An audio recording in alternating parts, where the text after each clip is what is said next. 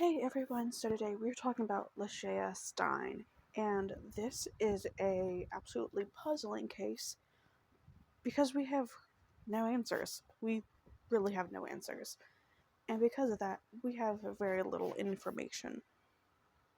So let's go ahead and just jump into it so we can talk about it. All the links that I use for research will be down below. So, in 2016, Lashaya was 16 years old and attended George Washington High School, where she was on the honor roll. She was planning to study.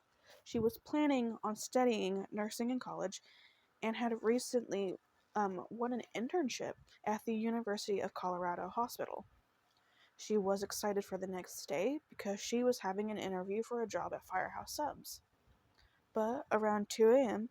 on July 15th of 2016, she would leave her house when her family wakes up and they would realize that she's gone.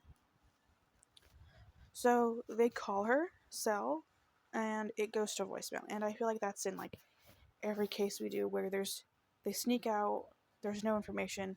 The first thing the family does is they call them and the call immediately goes to voicemail. And that's how we all just like know something's wrong, like deep in our gut. I feel like that's like in almost every videos they call and it goes to voicemail.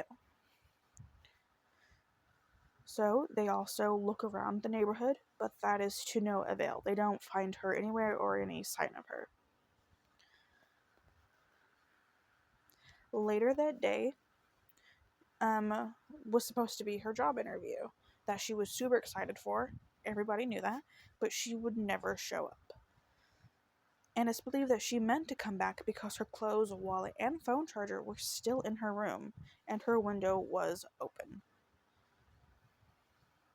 The family called the police, who initially treated the case as a runaway, and I feel like that's also very common in these cases. And I mean, she is 16. A lot of teenagers do just run away, but she left all of her stuff there. So it's not like she intended to run away and never come back. She left her wallet, her clothes, her phone charger there. So it's not like she never meant to come back. So I don't feel like it's a runaway. I feel like she just wanted to sneak out for the night, and something happened that kept her from coming back. So, like I said, they initially treated it as a runaway, and it was almost a week later when the police chief, who had been away on vacation, returned, and that is when they took a closer look.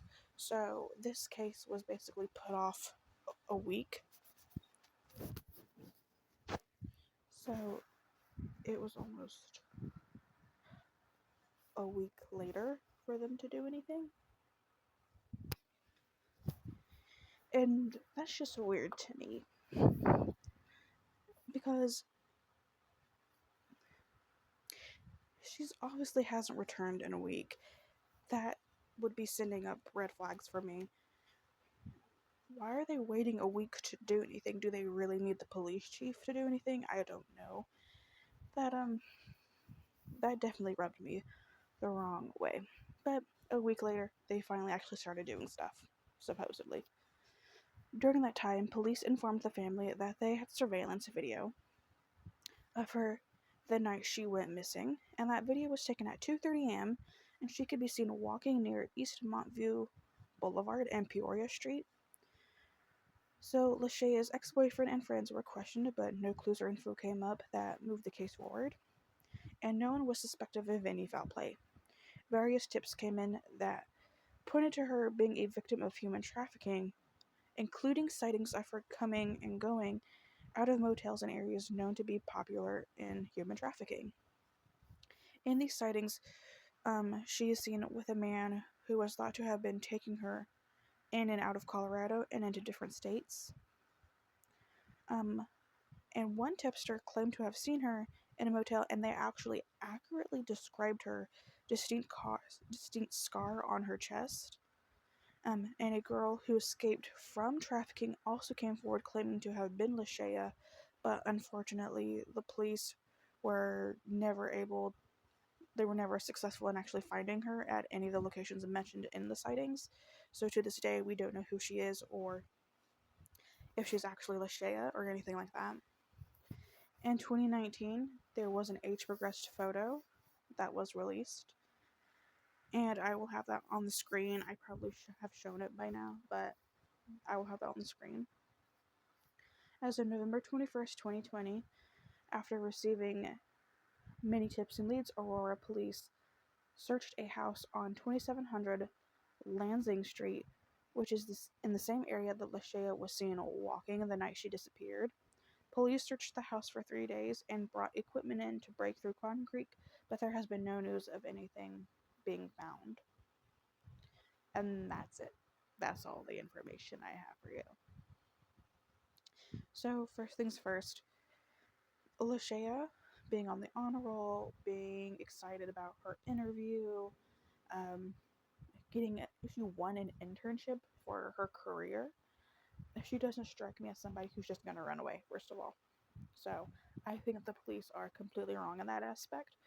She was excited about the next day. She left her essentials behind, her wallet, her clothes, her phone charger. So she didn't, even if she did run away, it's not like she intended to be gone super long, obviously.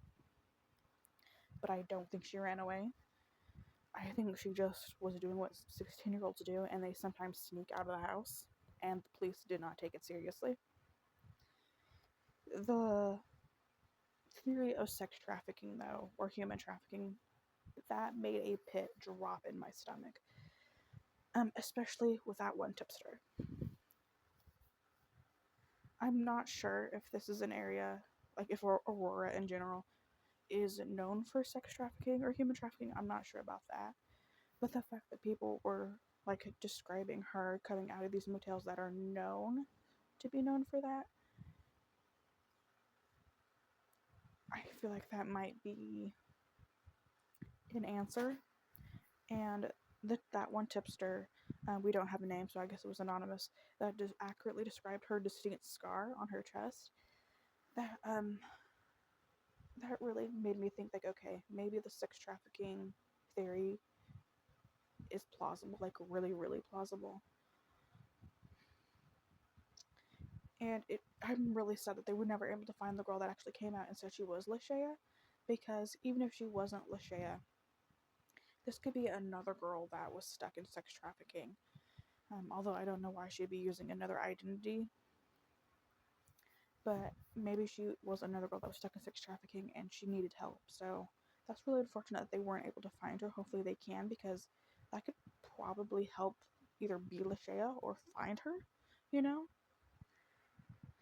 And the house on 2700 Lansing Street, that was interesting to me because they didn't really say, other than, it was in the area she disappeared, about why they specifically wanted to search the house. Like, they didn't really say who lived there, if they had any other information about her actually being there. I couldn't find anything. It was almost like just a random tidbit of information that they had searched it. But what also piqued my interest was that they brought equipment to break through concrete, which makes me think maybe something disturbing happened to her. I think either way, something disturbing happened to her. Someone took her, or she's deceased, or something. Something tells me that maybe something of hers, or maybe herself, could be buried under concrete. But I think if that was the case, they would have said, "Hey, we found a body" or something. But I'm really interested about why they looked there. I wish they would have released more information, so hopefully something about that comes out. But I'm not quite sure what I believe.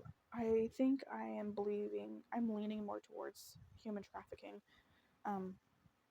just because of all the sightings of her, and that just that one tipster again accurately describing that scar.